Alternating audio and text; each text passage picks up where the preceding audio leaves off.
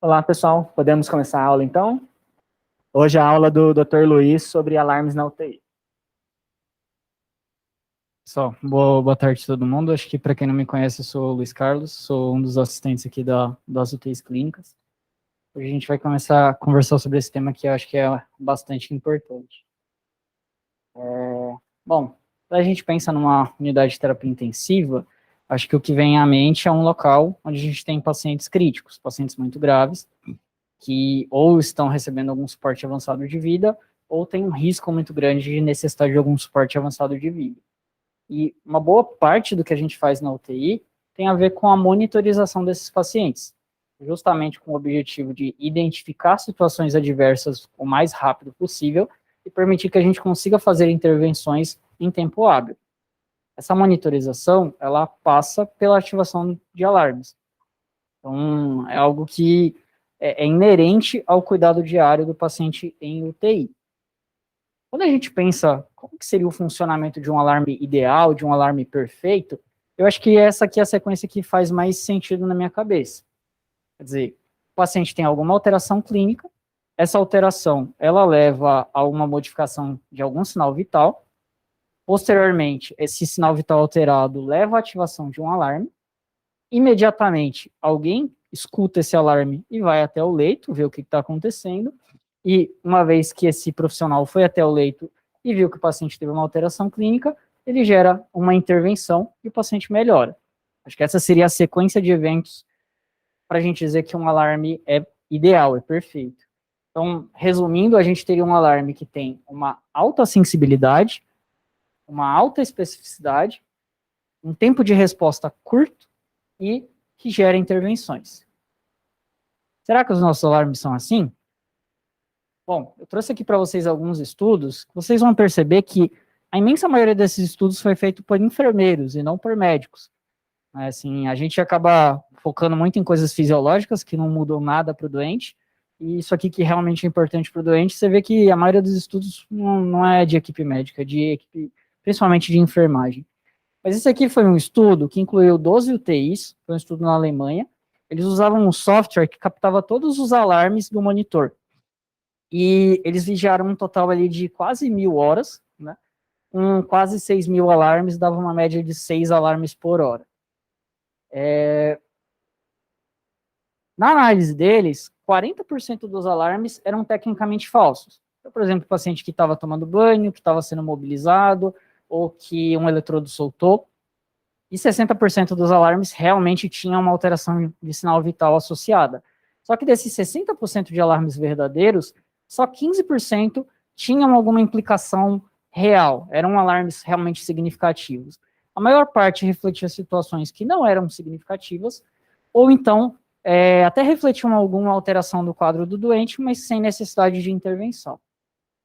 Aqui um outro estudo, novamente realizado por enfermeiros, 3 meses de observação com 120 horas total. Aqui foram períodos dentro desses 3 meses, não foi os 3 meses inteiros. Uma UTI com uma estrutura bem parecida com a nossa, né, um médico para 7 pacientes, um enfermeiro e um físico para 7 pacientes e um técnico para 2. E nesse estudo eles dividiam os alarmes em relevância baixa, média e alta. Novamente ali, um total de mais de 5.000 alarmes, e aqui eles analisaram só os alarmes relacionados à saturação, pressão e frequência cardíaca. Os outros alarmes aqui eram alarmes, por exemplo, de ventilador, de bomba de dieta, de diálise, enfim. Aqui a gente consegue ver a distribuição. Então, nesse estudo, a maior parte dos alarmes foi relacionada à pressão arterial, mas a gente teve também um percentual razoável de saturação e de frequência cardíaca, como geradores, né, do alarme. Até 1/3 dos pacientes, quando tinha ativação de alarmes, tinha ativação simultânea de 2 alarmes, e 15% dos pacientes tinha ativação dos 3 alarmes ao mesmo tempo. E o que a gente consegue observar é que, novamente, os alarmes com uma relevância alta, aqueles que realmente geravam intervenção, eram a minoria, né, 7,5%. E aqui, um dado que eu achei super interessante desse estudo, é que é o número de alarmes sem resposta, de acordo com o tipo de alarme e de acordo com a relevância. A gente consegue perceber que um percentual razoável dos alarmes ficaram sem resposta, né, inclusive naqueles alarmes que tinham relevância alta. Mais um estudo, mais uma vez feito por enfermeiros. Esse é do Rio de Janeiro, foram 5 leitos de UTI, com 40 horas de observação. Uma média um pouco mais alta, 10,6 alarmes por hora. E nesse estudo, corroborando o dado que eu mostrei anteriormente para vocês, 64% dos alarmes foram considerados fadigados. O que era um alarme fadigado nesse estudo? Era um alarme que ficava tocando por 10 minutos e ninguém ia ver o que era, certo? Então, alarmes que eles consideraram que foram ignorados. E o tempo de resposta médio era algo em torno de 4,5 minutos.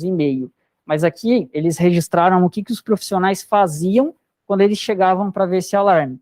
Dá para a gente ver que de 40% a 50% das vezes, a resposta era ir lá, pausar o alarme e ir embora.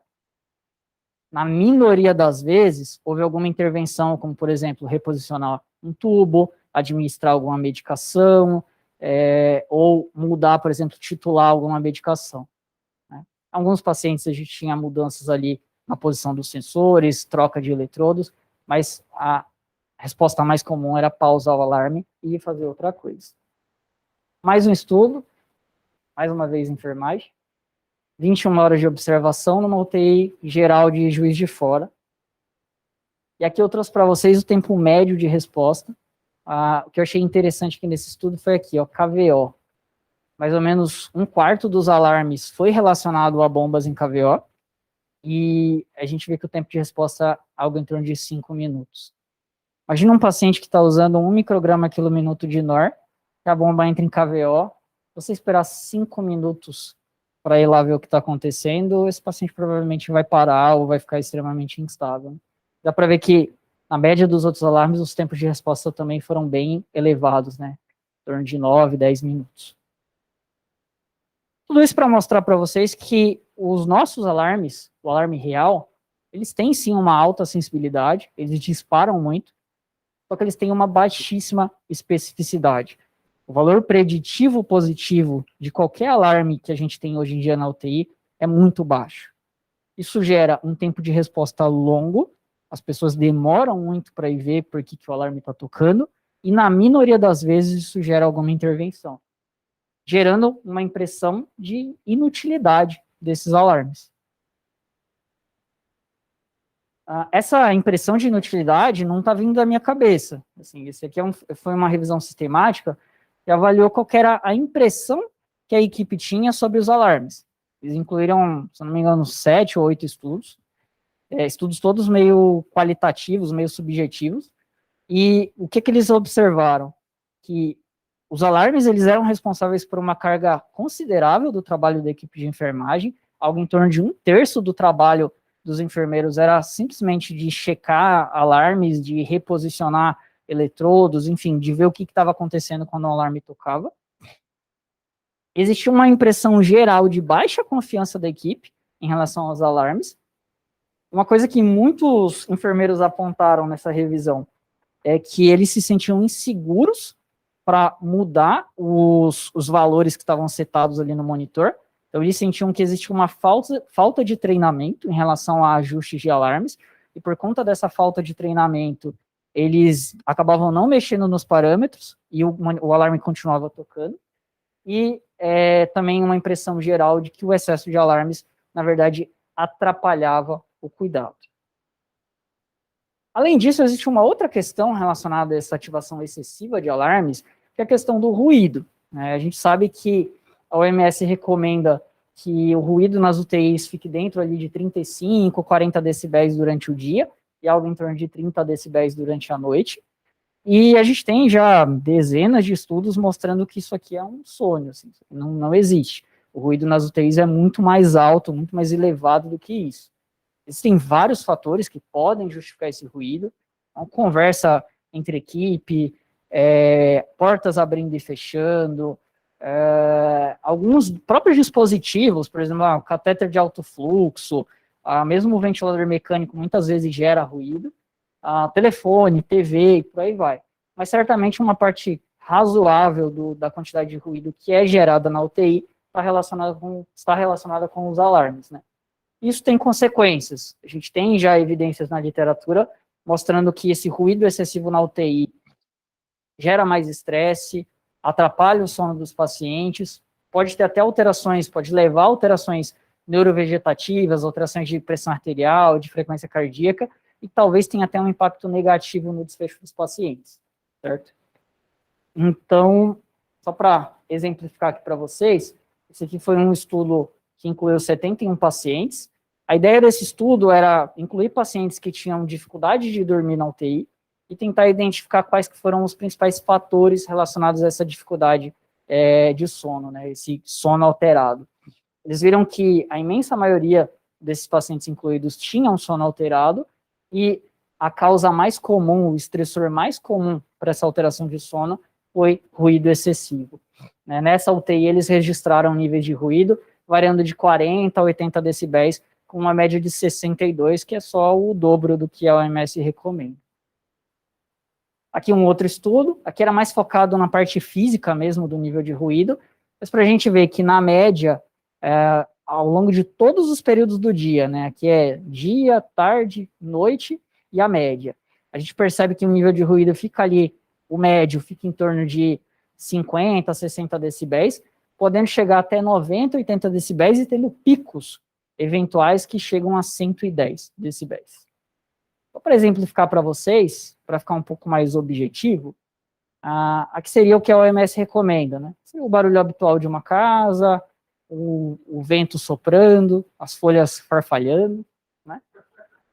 Aqui é mais ou menos o que a gente observa na UTI, então algo em torno de 80, né, 60 a 80 decibéis, seria equivalente mais ou menos ao barulho de uma máquina de cortar grama ligada, ou um aspirador de pó ligado, então assim, bastante ruído, e dá para ver que naqueles momentos de pico, isso se aproxima de uma discoteca ou de uma serra elétrica ligada. Então assim, a gente faz muito barulho, e os alarmes com certeza contribuem com uma parte substancial desse ruído.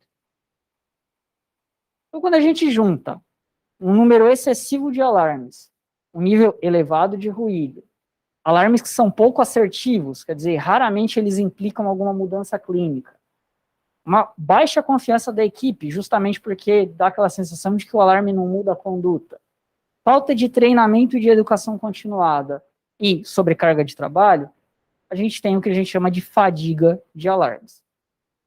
Qual que é a definição que a gente tem na literatura de fadiga de alarmes? Seria aquela situação em que a equipe ela se torna insensível aos alarmes. Por definição, isso é a ausência de resposta quando o alarme toca. A maioria dos lugares, eles consideram que 10 minutos é o tempo-chave ali.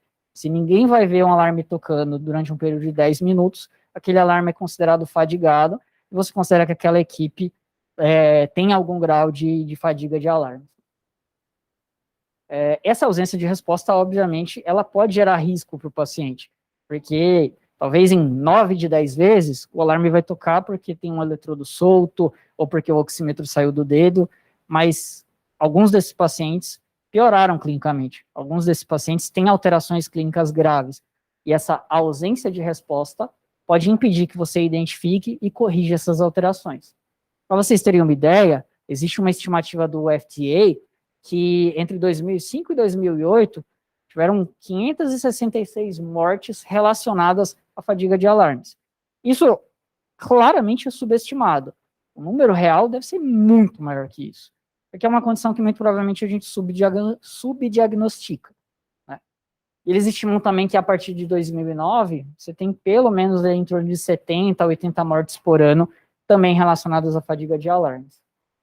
A gente tem alguns órgãos internacionais, como o SRI, que é o Emergency Care Research Institute, que é um instituto internacional que foca ali em melhoria de tecnologias, em melhoria de qualidade de processos, e esses institutos, todo ano, eles soltam ali um top 10 de prioridades relacionadas à segurança, relacionadas a cuidado, a gente consegue perceber ali que nos top 10 mais recentes deles, ele sempre inclui o manejo dos alarmes ali e a redução ali da sobrecarga de notificações como uma das prioridades para aumentar a segurança no cuidado de pacientes de uma forma geral, não só pacientes na UTI. Eles até colocam aqui um texto bonitinho, né, mostrando que existe uma necessidade, né, de uma abordagem global para a gente conseguir efetivamente prevenir esse excesso de alarmes e tornar os alarmes mais assertivos, evitando o dano ao paciente. E, também complementando isso, os guidelines mais recentes da Joint Commission, né? A Joint, acho que todos vocês conhecem, é um sistema de acreditação internacional, né? Você submete, você solicita que a Joint avalie o seu hospital para ela dizer se você segue as normas mais adequadas para segurança e para qualidade do cuidado. E uma das metas mais recentes aí do guideline mais recente da Joint Commission é justamente reduzir danos ao paciente relacionados a sistemas de alarmes. Então, eles exigem que o seu hospital tenha alguma estratégia, algum protocolo, alguma ferramenta assistencial que mantenha a equipe alerta em relação a alarmes e diminua a chance de fadiga de alarme.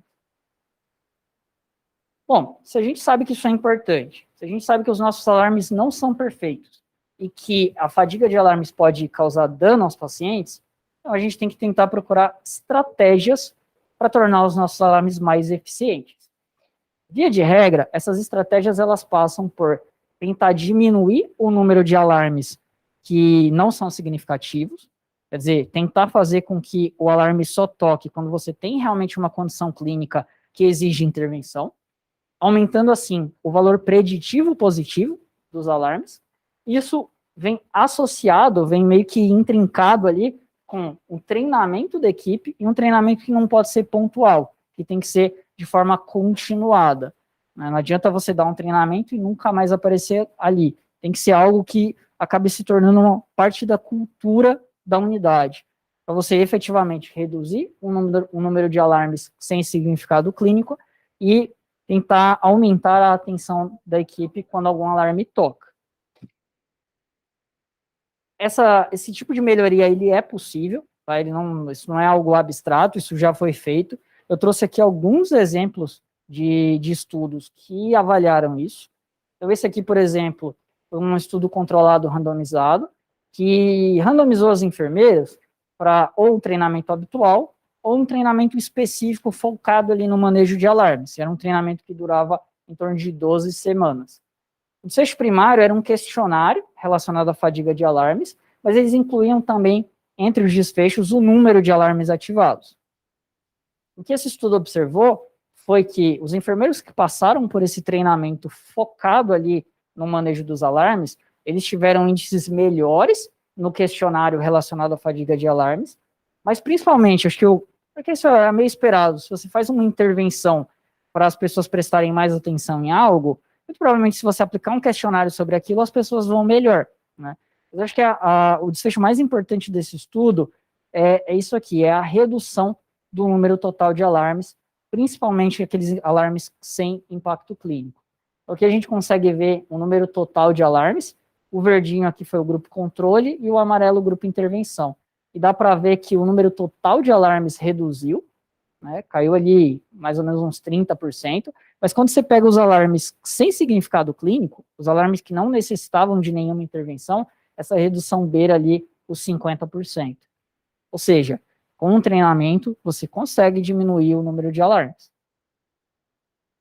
Esse aqui foi um outro estudo, esse aqui é um estudo pré-pós, então é um tipo de desenho que tem algumas críticas, acho que ao longo desse ano vocês vão ter vocês vão ter várias discussões sobre os problemas de um estudo pré-pós, mas basicamente nesse estudo eles implementavam esse bundle, que era o bundle CISE, que é um mnemônico, eu vou mostrar para vocês o que é cada uma das letras, e o objetivo era ver se a ocorrência de alarmes, se o número de alarmes se modificava após a implementação desse bundle. O CISE é bem interessante, né, assim, o C era de comunicação, então era assim, discutir diariamente com a equipe sobre quais alarmes são relevantes para cada paciente, qual paciente precisa de mais atenção nos alarmes, qual precisa de menos, certo? O E era relacionado a não só eletrodos, mas na verdade a sensores. Então era cuidar da pele antes de aplicar os eletrodos. Então, por exemplo, se o paciente tinha muitos pelos, a sugestão era primeiro raspar os pelos para depois colocar o eletrodo. Se o paciente por algum motivo estava sudoreico, com a pele muito molhada, secar bem a pele antes de aplicar os eletrodos, certo? E garantir ali que o oxímetro de pulso também ficasse num sítio em que ele tivesse leitura confiável. Ou seja, se tinha um paciente que, por exemplo, tinha uma perfusão periférica muito ruim, talvez mudar esse sensor, por exemplo, para um sensor auricular, que eventualmente vai ter uma curva melhor do que um sensor de dedo, por exemplo, certo? Deverá ter atenção com o posicionamento dos dispositivos, né, que verificam os alarmes. O A era de appropriate, então era justamente, de certa forma isso tem um pouco de relação também com a comunicação, mas era avaliar quais os alarmes que cada um precisa, né, e qual que era o alarme mais relevante, certo? E retirar dispositivos que não estavam sendo úteis. Ou se você tinha, sei lá, um capnógrafo, estava medindo ali um ETCO2 que não parava de apitar, mas era um paciente que agora não precisava mais daquele capnógrafo, então tira o capnógrafo. Você é um alarme a menos para tocar e para gerar ruído e que não vai gerar intervenção para esse paciente. O S era de setup, que era justamente a individualização dos parâmetros. Então, dentro de cada paciente, ajustar parâmetros de acordo com as necessidades daquele paciente. Uma sugestão que eles davam aqui era deixar os padrões para mais ou menos 10% do que era o baseline do paciente, certo? E aí a única coisa, eles sugeriam não mudar alarmes relacionados a arritmias graves, o que faz todo sentido, né? E o E era de educação, né? Era de continuamente estar informando a equipe sobre alarmes, fazendo treinamentos, e não de uma forma pontual, mas sim de uma forma continuada. O que eles observaram aqui, o percentual ali de redução do número de alarmes, level 1, level 2, level 3, seria mais ou menos equivalente àquelas prioridades baixa, média e alta. De baixa, não tem intervenção nenhuma, média seria aquele paciente que você vai ficar mais alerta, mas não vai fazer intervenção, e alta é o que realmente exige intervenção. E dá para perceber que houve uma redução bem importante ali no número de alarmes ativados, com algumas medidas bem simples, algumas medidas de baixo custo, que envolvem basicamente treinamento da equipe.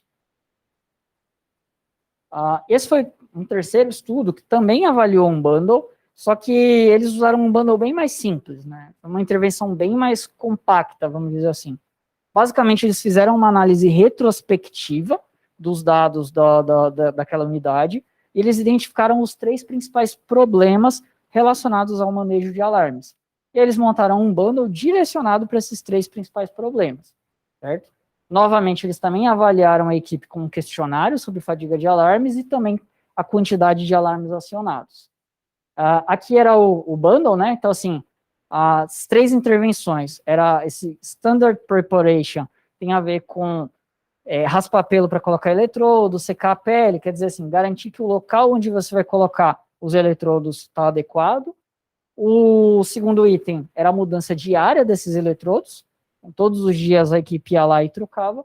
E o terceiro parâmetro aqui do bundle era justamente as mudanças diárias dos alarmes, baseados, né, individualizados de acordo com a condição de cada paciente. Né. Dá para ver que a aderência ao bundle foi boa, foi ali próximo dos 95%. E quando a gente vai ver aqui o número de alarmes, a gente percebe reduções bem expressivas, principalmente, aqui era um bundle que era muito direcionado para cardioscopia, né, mas principalmente dos alarmes de arritmia, uma redução de quase 50% no número de acionamentos.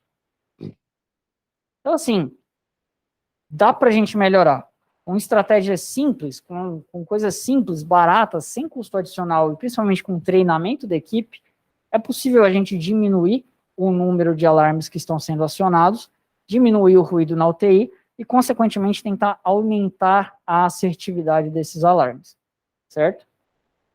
Eu trouxe aqui algumas recomendações, que são, acho que, recomendações bem mais práticas, bem do dia a dia mesmo, coisas que acho que dá para sair daqui e já levar para o dia a dia e ficar usando na UTI.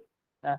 Então, primeiro, lembrar de ajustar os alarmes todos os dias. Né? Eu brinco, né? Eu falo principalmente com os R2, que a avaliação do monitor dos alarmes é a primeira parte do exame físico.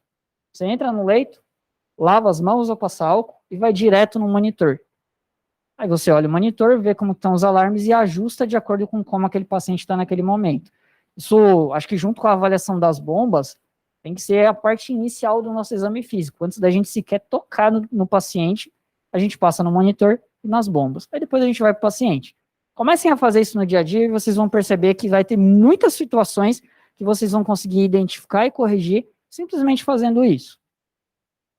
Além disso, obviamente, se o paciente tiver qualquer alteração clínica nova, você reajusta os alarmes. O seu paciente começou o dia bem, daí 10 horas da manhã ele, sei lá, chocou e parou de pegar o oxímetro. Se parou de pegar o oxímetro, você não vai ficar deixando, você não vai deixar o alarme do oxímetro apitando à toa ali. Vai lá, silencia o alarme da oximetria, ou então troca o oxímetro de sítio, e vê se você consegue uma leitura em outro sítio. Se, sei lá, 4 horas da tarde, você cuidou bem do seu paciente, ele melhorou, e voltou a pegar o oxímetro, você vai lá e religa o alarme de oximetria. Então, cada mudança clínica do paciente exige uma reavaliação dos alarmes, certo? Além disso, lembrar que a gente tem que priorizar os alarmes que são relevantes para o doente. Então, via de regra, a gente vai ter sempre o alarme de pressão arterial, de saturação e de frequência cardíaca. Frequência respiratória, temperatura, frequência do pulso, todos esses outros alarmes, em geral, a gente silencia. Eventualmente, em algumas situações, você pode deixar um alarme de temperatura, por exemplo, um paciente que você está induzindo hipotermia, por exemplo, que aí sim, o alarme da temperatura pode gerar intervenções. Às vezes, alarmes que são menos habituais, como alarme de pressão intracraniana, aí vale a pena você não silenciar, mas via de regra, todos os outros alarmes que não envolvam esses 3 aqui, eles devem estar silenciados. Uma coisa importante, quando você vai ver lá os alarmes de frequência cardíaca, não existe um único alarme de frequência cardíaca. Existem vários, dentro do cardioscópio, você tem alarme de arritmia, você tem alarme de avaliação de ST, avaliação de QT. Então, tem uma série de outros alarmes secundários dentro do cardioscópio que eles ficam apitando muitas vezes à toa. Então, dependendo da posição que você coloca o eletrodo, ele pode sinalizar lá para você que o QT está longo, ou que o ST está estranho, ou que o paciente está fazendo extrasístole. Fazer extrasístole na UTI raramente vai mudar a sua conduta. Então, o que eu sugiro? Entra no alarme do cardioscópio, tem lá a opção, análise de ST, vai lá e silencia esse alarme. Análise de arritmia, silencia esse alarme. Análise de QT, a não ser que seja uma situação em que você precisa monitorizar o QT, silencia. Porque isso vai diminuir muito o número de alarmes inúteis.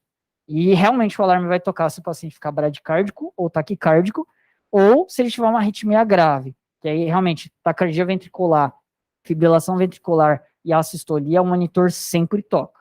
Só não toca se você realmente silenciar global o cardioscópio. Importante, o ideal é que o volume esteja sempre no máximo.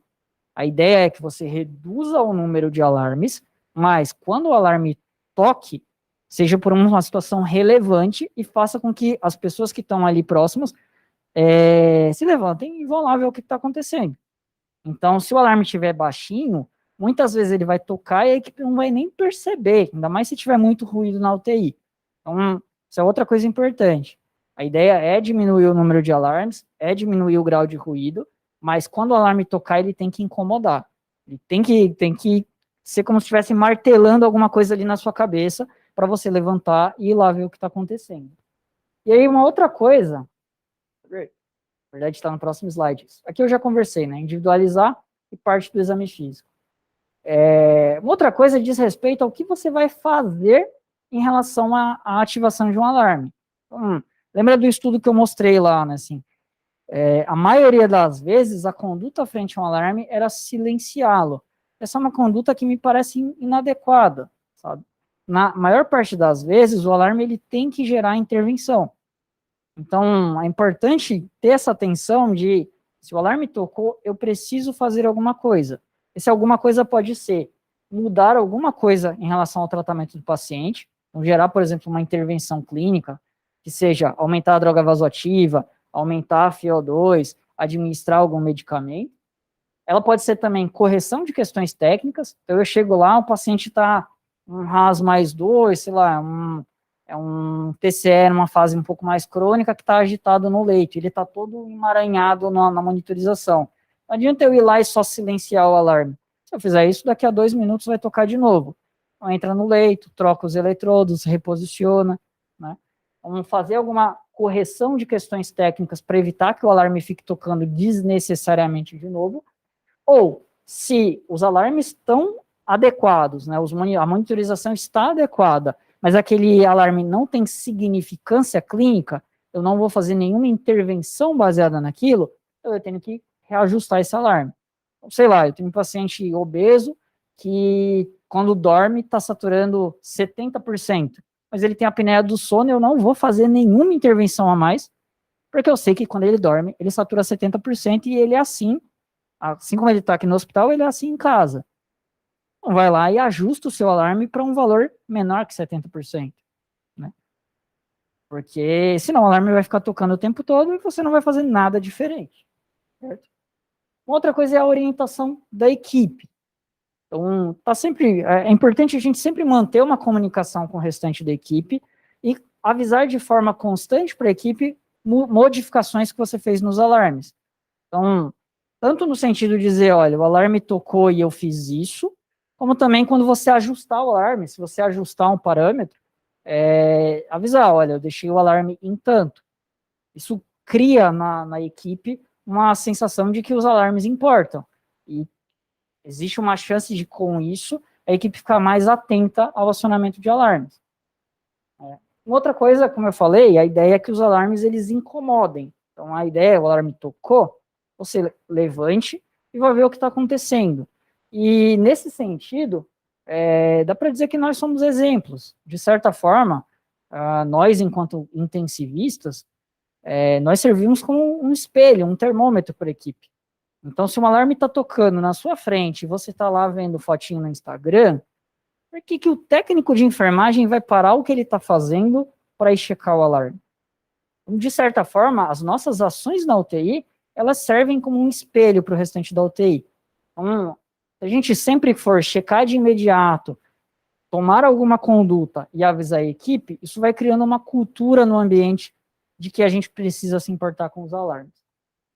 E por último, acho que de última recomendação que eu poderia deixar é a questão das ações preemptivas. Existem algumas situações em que a gente sabe que o alarme vai tocar. Exemplo, vou colher uma gasometria arterial da PAI. Eu sei que quando eu puxar o sangue, o alarme vai apitar. Isso vai acontecer. Então, eu posso simplesmente silenciar o alarme imediatamente antes de colher a minha PAI, a minha gasometria, desculpa. Porque aí o alarme não vai tocar. Isso também acontece, por exemplo, se você for aspirar o paciente, aspirar aberto.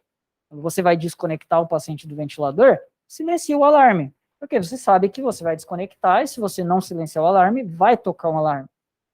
São ações pequenas, mas quando a gente vai integrando isso na nossa prática diária, isso ajuda ali a diminuir o número de alarmes acionados e faz com que aumente a chance, né, de um alarme, quando tocar, representar algo realmente significativo para o paciente.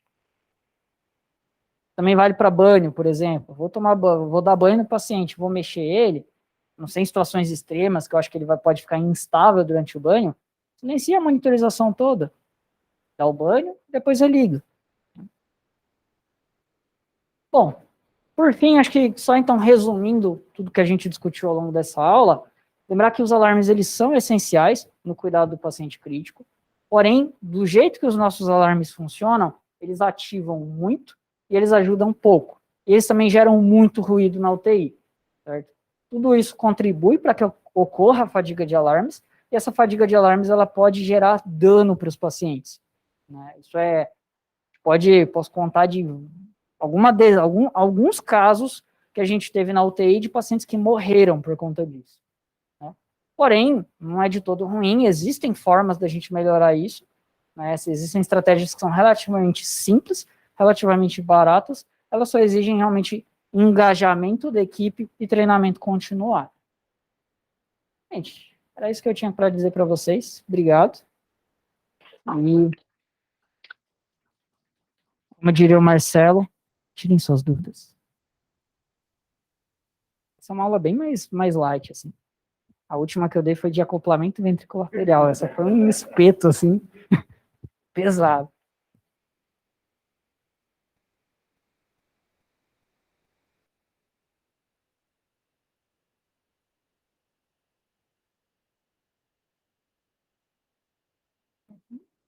dúvidas, questionamentos, aflições? Todo mundo sabe onde que desliga lá o alarme de arritmia, de ST, todo mundo tem essa intimidade, principalmente com os monitores daqui, que são, acho que são, a maioria dos monitores daqui são da Philips, né?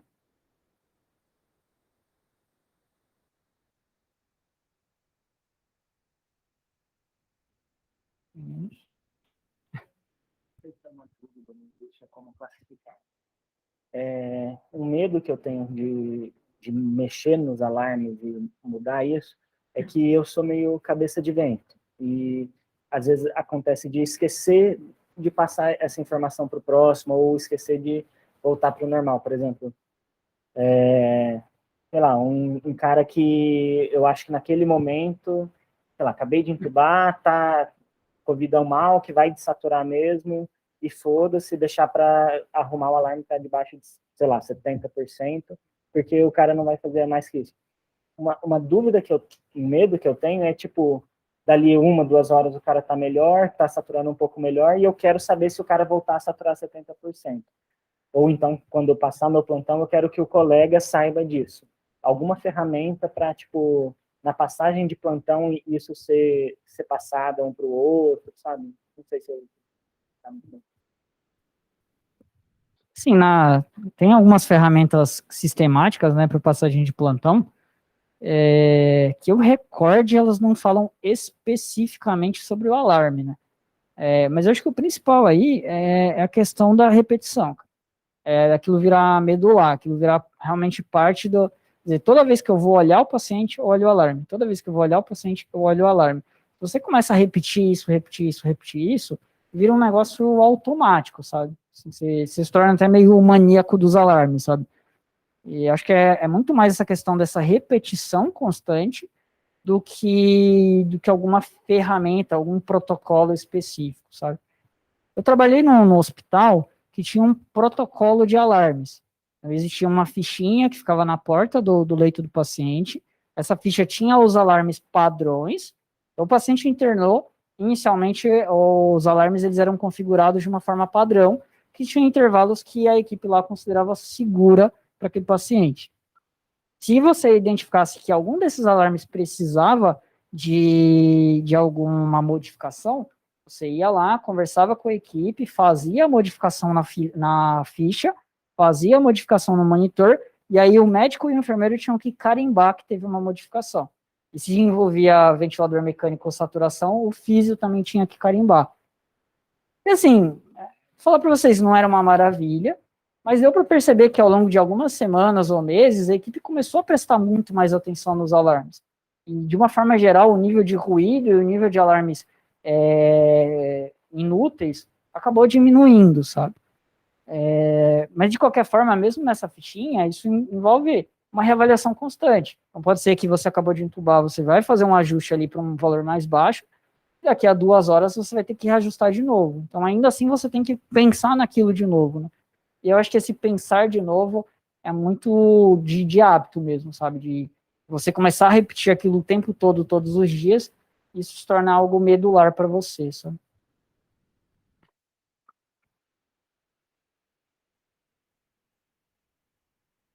Os fellows R-,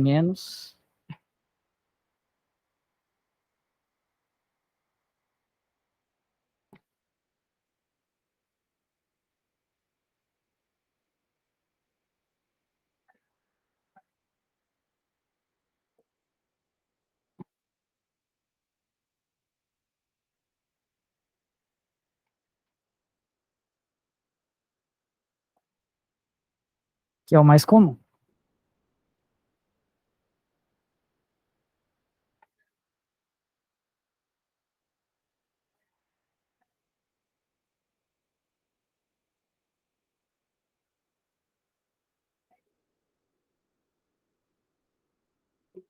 Normalmente acontece, às vezes assim, já trocou a medicação, já tem medicamento novo, mas a pessoa esquece de zerar o volume.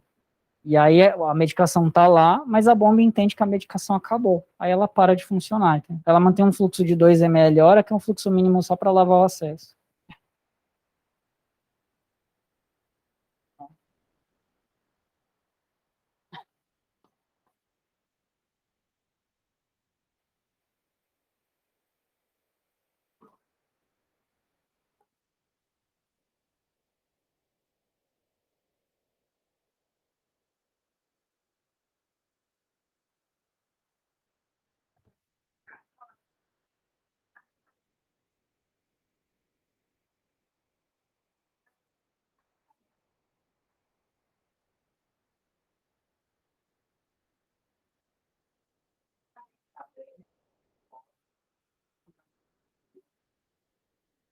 de certa forma faz parte, né? Coloca lá você ajusta o valor de pressão arterial mínimo e máximo, né? Normalmente, assim, se você mede pela PA não invasiva, a medida mais fidedigna é a média, né? A sistólica e a diastólica no manguito de PA não invasiva, como é um método oscilométrico, ele só mede a média e ele estima a sistólica e a diastólica a partir de um algoritmo. Normalmente, se vocês forem lá nos alarmes, vai ter opção de alarme de sistólica, alarme de diastólica, alarme de média. A gente habitualmente acaba ajustando só o alarme de PA média, exceto situações muito excepcionais, às vezes paciente neurocrítico que precisa de um determinado alvo de sistólica, aí nesses casos a gente acaba colocando um alarme de sistólica. Mas aí, no mesmo momento, você também consegue ver ali o intervalo que está medindo a pressão. Como eu falei, da cardioscopia, você consegue ver outras coisas da cardioscopia, né? Outras coisas que o cardioscópio também monitora, que também podem alarmar.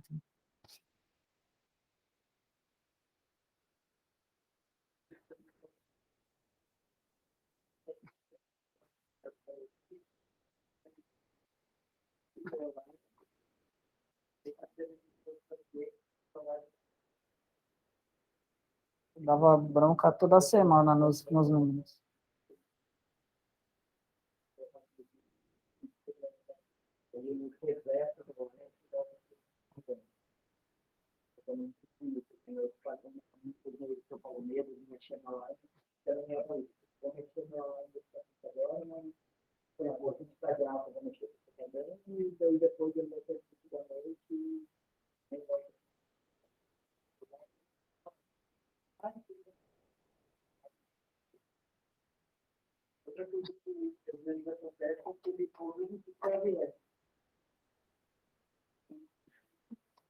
Eu nunca entendi por que isso.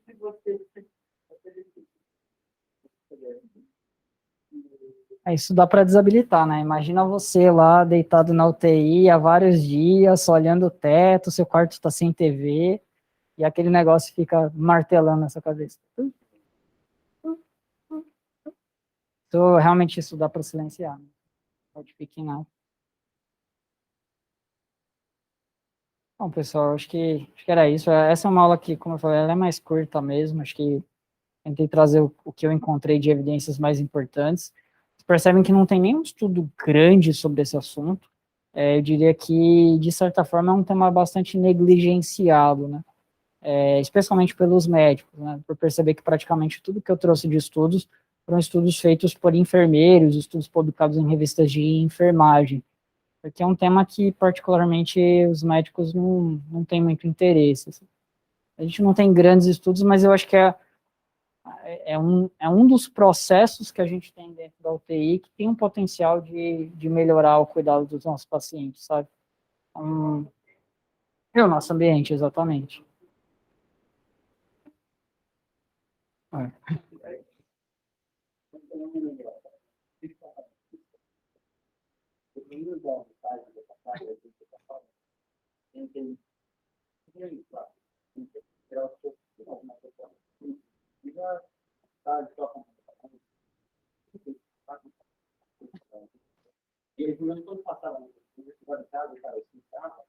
Tava ouvindo o alarme. Em casa, para dormir, eu dormi,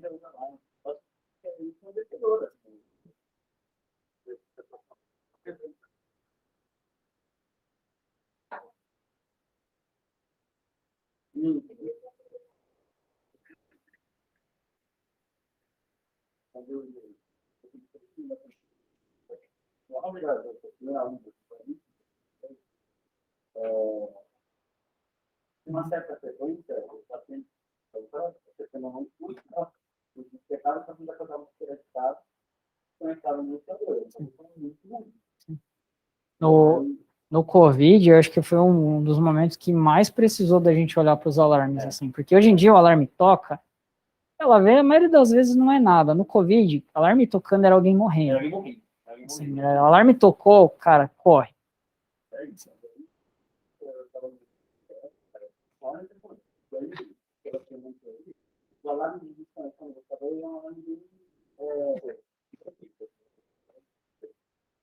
E aí, né? Tá um lado, dá uma primeira, já. Depois a gente pegou, a gente fica conectar, só faturando sempre. Cara, até hoje, eu sei lá, não tá primeiro.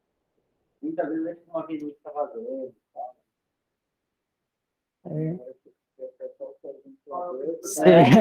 Exatamente. Exatamente. Eu acho que o objetivo principal era plantar uma sementinha ali de que as coisas, os alarmes podem tocar menos, a gente pode ser mais assertivo, e acho que a ideia é que vocês sejam multiplicadores disso, né? Cada um de vocês nas suas unidades, a partir do exemplo, comecem a mostrar para os outros profissionais que, olha, dá para o alarme não ficar tocando, dá para ele tocar só realmente quando é importante, dá para a gente ser mais assertivo, fazer com que realmente o alarme tocando signifique, ó, eu preciso fazer alguma coisa, eu tenho uma intervenção para fazer, sabe? Não é algo fácil, não é algo que a gente vai mudar do dia para a noite, mas se cada um de nós começar a fazer isso onde a gente está, a tendência é as coisas melhorarem, sabe?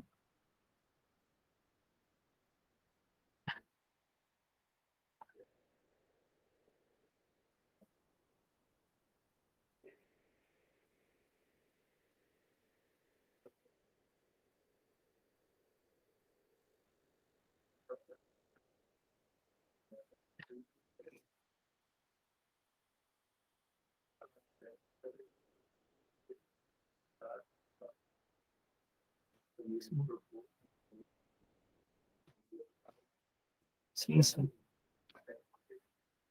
Isso tem a ver um pouco com aquela questão lá que eu mostrei no início do treinamento, né? Assim, muitos enfermeiros sentem que eles têm um treinamento inadequado, ou eles ficam com medo de modificar o alarme e o paciente ter alguma intercorrência e a culpa dessa intercorrência recair sobre ele, sabe? Isso tem muito a ver com treinamento, cara, com educação continuada. Assim. Quando você vai para uma unidade em que a enfermagem tem um treinamento continuado forte, você percebe que os enfermeiros ficam muito mais seguros para mexer em bomba, para mexer em alarme. Isso a gente consegue ver dentro do HC mesmo. A gente tem unidades dentro do HC em que o enfermeiro raramente titula a droga vasoativa, raramente titula ajuste com alarme, e a gente tem outras unidades que o enfermeiro toca tudo, e se você começar a mexer nas bombas, ele briga com você.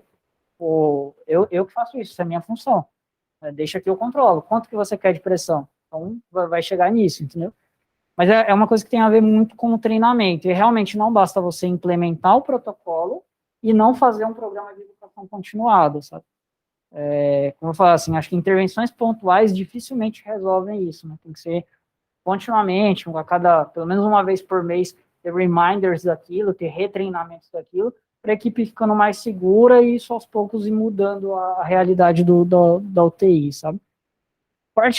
Particularmente, eu sou um cara meio anti-protocolos, especialmente aqui no HC, que a gente tem um serviço acadêmico, porque eu acho que os protocolos,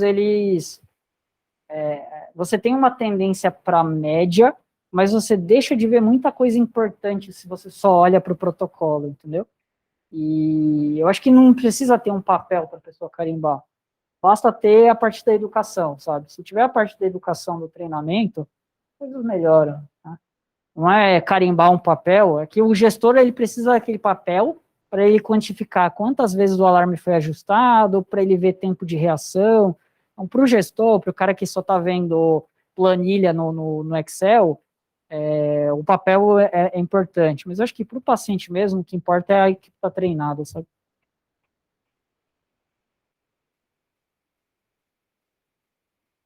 Mais alguma dúvida, gente? Mais alguma observação, comentário?